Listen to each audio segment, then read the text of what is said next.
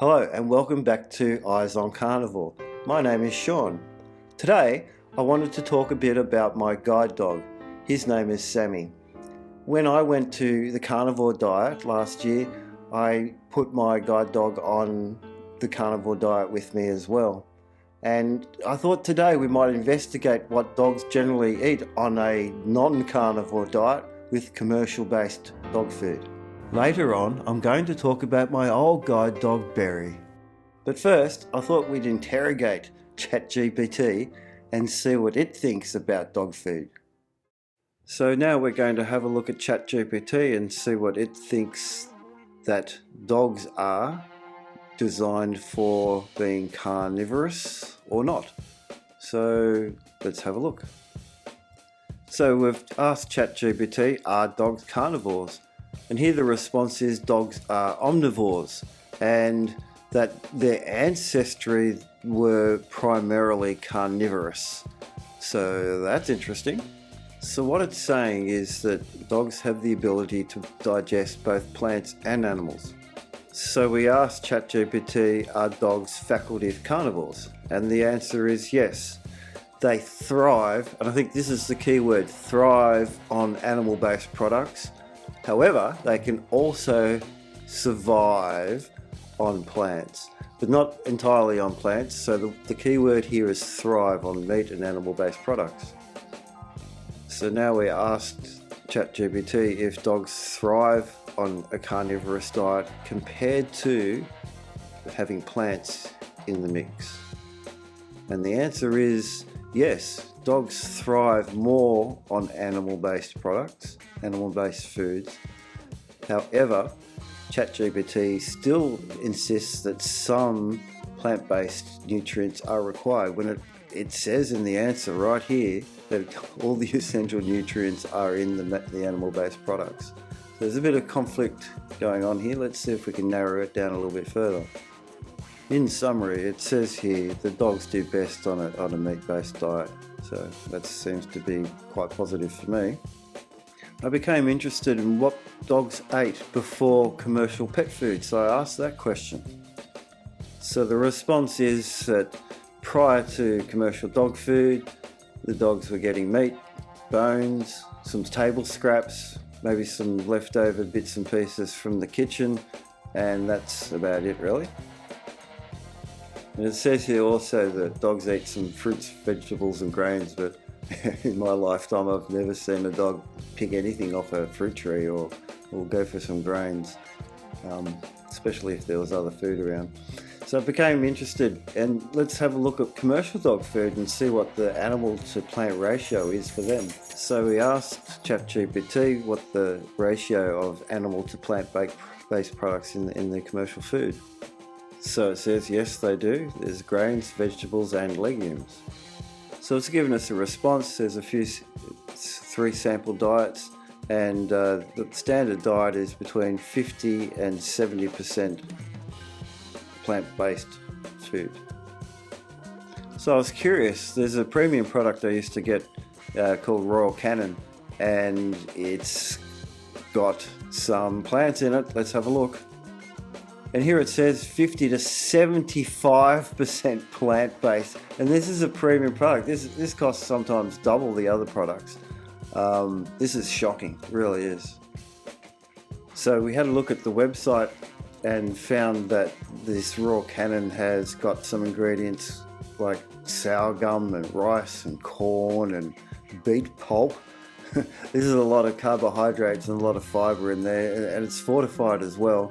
So I think the idea is you need to fortify because the food does not have the requirement vitamins and minerals. ChatGPT was right. The website does not give us any ratios of the product, but it is full of carbohydrates and fiber and anti-nutrients. So after looking at this, I decided to find out if dogs need carbohydrates and fiber. Let's look. So we asked ChatGPT if dogs require carbohydrates, and the answer was no, dogs do not strictly require carbohydrates, however can use carbohydrates. I think we probably know that carbohydrates is not required at all Let's find out if we can turn this into a yes/no answer. So the short and sweet answer is dogs do not require carbohydrates in their diet. We asked the same question for fibre. Strict answer is no, dogs do not need fibre in their diet. So it seems these dog foods, commercial dog foods, have a high amount of carbohydrates in them, a high amount of plants. So what happens if a dog consumes a high amount of carbohydrates? So ChatGPT response is weight gain. Excessive carbohydrates can lead to increased calorie intake, which may result in weight gain and obesity, not balanced with exercise. Digestive issues, too many carbohydrates, especially from low quality sources, can cause gastrointestinal upset, including gas, bloating and diarrhea. So reading on down from this, there's nutritional imbalances and there's dental problems and plaque buildup, and further on down we've got can lead to diabetes. So this is sounding very familiar to human problems. So we've got all these digestive issues, we've got uncontrolled blood sugar problems and dental problems, ultimately leading to diabetes. This is not food. This is not something that a dog will thrive on. This is something a dog will survive on and ultimately die from. So we asked ChatGPT if dog food containing up to 75% plant material is something that a dog can thrive on. And the answer is no.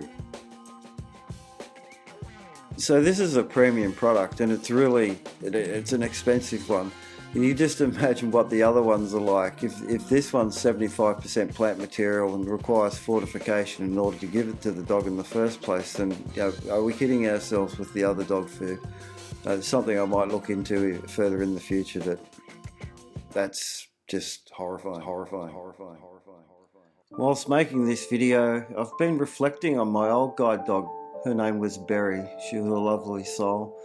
I was able to work with her really efficiently by just pointing my foot to the left or to the right, and she'd know which direction to go. And of course she was very much loved by the family and especially my daughter, and well, we sadly miss her. She died from cancer at age around about 11, and yeah, it's one of those things. I think there was something to do with a long-term chronic condition which started as an allergy in her skin and in her ears. We treated her by using medications, tablets. There was medications to put in her ears. We also had her put under general anaesthetic to have her ears cleaned. And this went on for a couple of years, trying different types of tablets, and nothing really worked. Ultimately, I decided myself to put Berry on a food elimination diet consisting of kangaroo meat and beef meat from the pet store, and cooking that up with some vegetables like sweet potato, carrots, and a few other things. But ultimately, that got rid of the allergy. And then when the allergy was gone, we kind of figured out what foods were causing the problems. We avoided the dog kibble with chicken in it. And then after that, her allergy problem with her ears cleared up. It was sort of like a yeast infection. And well, she went back on the normal dog kibble, and unfortunately, even so, she had a great life. She died from cancer, and I believe it was the food.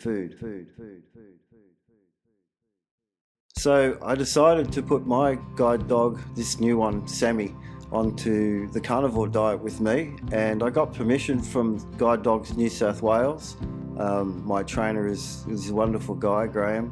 and we discussed it for a while. And he actually said before dog food, the Guide Dogs Association and all the guide dogs, the seeing eye dogs, were given basically raw meat and some cooked meat, and that was fine by him to have the dog on a fully carnivore diet.